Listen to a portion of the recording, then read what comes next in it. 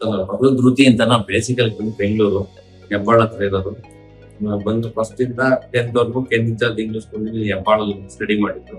Next second year ಬಂದು NPS academy ಅಂತ ಇರ್ಬೋದು ಯಲಂಕ ಯೂನಿವರ್ಸಿಟಿ ಓದಿ ಪರ್ಸೆಂಟೇಜ್ ಬಂದು 10th ಸೆಕೆಂಡ್ ಇಯರ್ ಯೂನಿವರ್ಸಿಟಿಲಿ 86% ಮಾರ್ಕ್ಸ್ ಬಂದಿತ್ತು.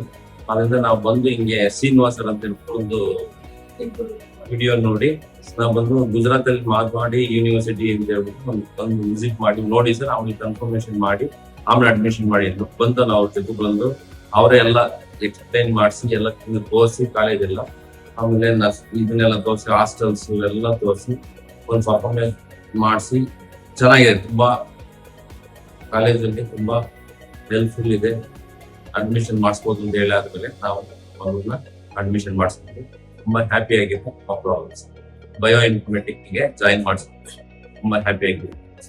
ಎಲ್ಲ ನಮ್ಮ ಮಗಳಿಂದ ಯೂನಿವರ್ಸಿಟಿ ನಮ್ಮ ಮಗಳಿಗೆ ತುಂಬಾ ಒಳ್ಳೇದಾಗ್ಲಿ ಅಂತ ಹೇಳ್ತಾ ಆಲ್ ದ ಬೆಸ್ಟ್ ಹೇಳ್ತಾ, ಶ್ರೀನಿವಾಸ ಆಲ್ ದ ಬೆಸ್ಟ್ ಹೇಳ್ತಾ ತುಂಬಾ ಖುಷಿಯಾಗಿ ಅಡ್ಮಿಷನ್ ಮಾಡಿಸ್ತೀವಿ.